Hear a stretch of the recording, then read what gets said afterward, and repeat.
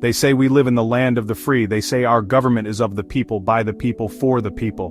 But I have to ask, is that the whole truth? Or is it just a convenient story they tell us? It seems that for every official statement we get, there are a dozen unanswered questions left hanging in the air. Many Americans, just like me, have this nagging feeling deep down. We feel that the people we elected to serve us are instead hiding monumental truths. They operate in the shadows, making decisions that affect our lives, our freedom, and our future, all without our knowledge or consent. This isn't just paranoia, it's a healthy skepticism born from a long history of secrets. The trust between the government and its citizens is a fragile thing. Once it's broken, it's nearly impossible to repair. And let's be honest, that trust has been shattered into a million pieces. We are told to believe what we see on the news. We are told to accept the official reports. But what happens when those reports don't add up? What happens when whistleblowers come forward with stories that contradict everything we've been told? These brave individuals often risk their careers, their reputations, and sometimes even their lives to bring a sliver of truth to the public. They tell us that what we see on the surface is just a carefully constructed facade. Why all the secrecy? The official line is always national security. That's the magic phrase they use to shut down any inquiry. It's the ultimate trump card to justify hiding information from the very people they are supposed to protect.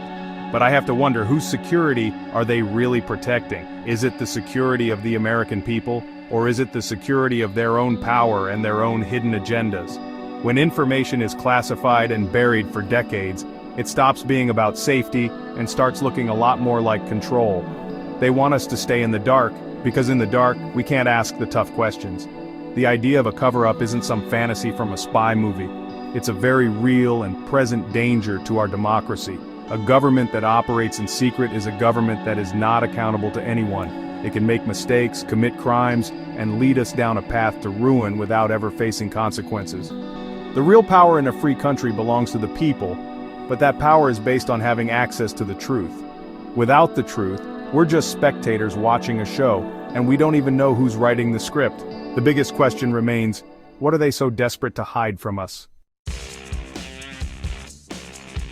If you think government cover-ups are just theory, you haven't been paying attention to history. The evidence is right there, if you're willing to look.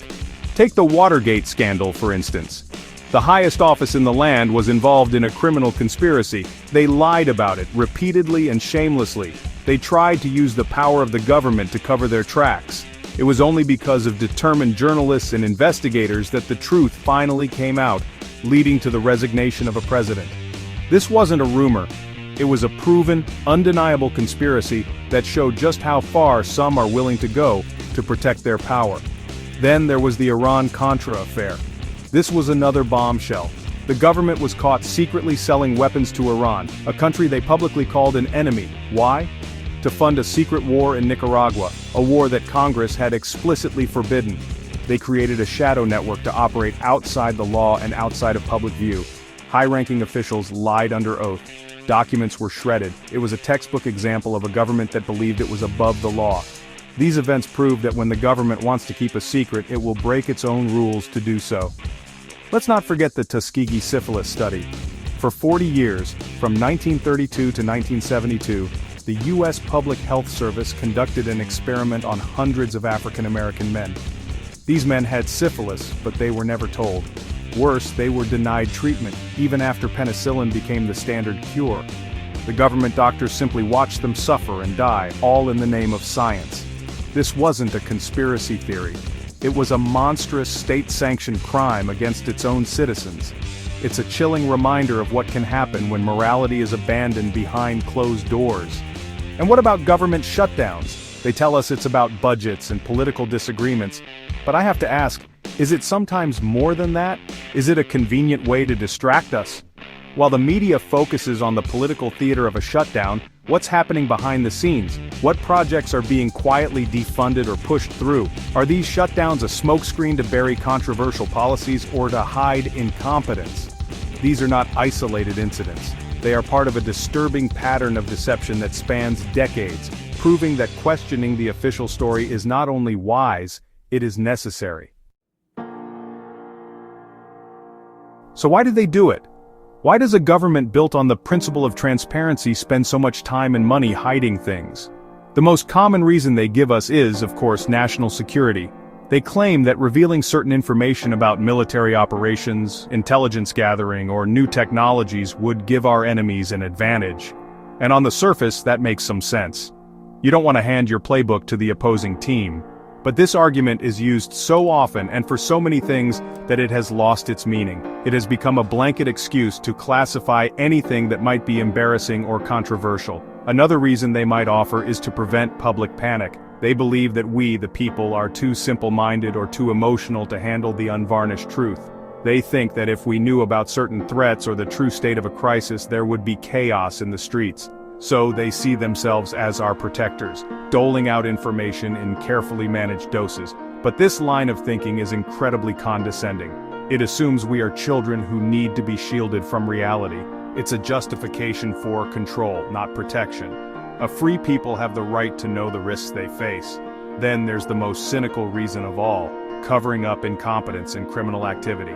Governments are made up of people, and people make mistakes. Sometimes those mistakes are catastrophic.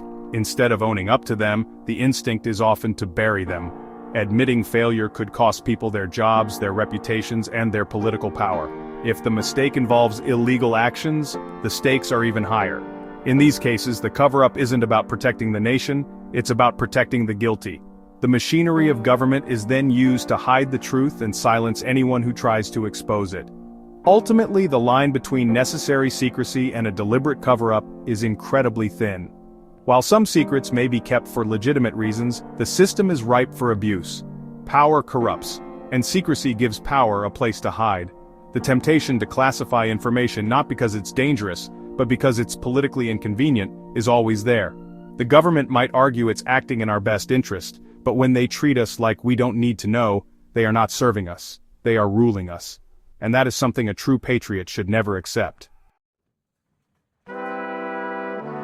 The rumors are out there. You hear them whispered in corners and debated online. Some people talk about Area 51 and what's really being hidden in the Nevada desert. Is it just advanced aircraft, or is it something not of this world? Others whisper about the secrets buried in the JFK assassination files, convinced that the official story of a lone gunman is the biggest lie of all. There are serious accusations of crimes, of hidden networks influencing global events, and of technologies that could change the world, but are kept under lock and key. These stories are explosive and deeply unsettling. Now, I'm the first to admit that not every theory holds water. Many of these shocking claims have never been definitively proven. In today's world, it's easy for disinformation to spread like wildfire, and it's important to separate fact from fiction. Some stories are designed to mislead us, to sow confusion and distrust, making it harder to focus on the real issues. We have to be critical thinkers, we have to demand evidence, but we should never dismiss these claims out of hand, because history has shown us that sometimes the most unbelievable stories turn out to be true. The powerful count on us to dismiss everything as a conspiracy theory. This is why we can never stop asking questions. We must be relentless in our search for the truth. It is our duty as citizens. The moment we stop questioning, the moment we blindly accept the official narrative, is the moment we surrender our freedom. We need to support independent journalists and whistleblowers who are brave enough to challenge the status quo. We need to demand that our elected officials be transparent and accountable. The Freedom of Information Act should be a tool for the people, not a bureaucratic maze designed to frustrate us into giving up. Uncovering the truth is not just about satisfying our curiosity, it's about healing our nation. A government that is honest with its people is a government that can be trusted. Revealing past wrongdoings is the first step toward making sure they never happen again. It would empower us to make better decisions about who leads us and what direction our country should take. The truth can be a powerful force for positive change. It can rebuild trust, restore justice, and create a society that is truly of the people, by the people, and for the people. The fight for truth is the fight for a better America.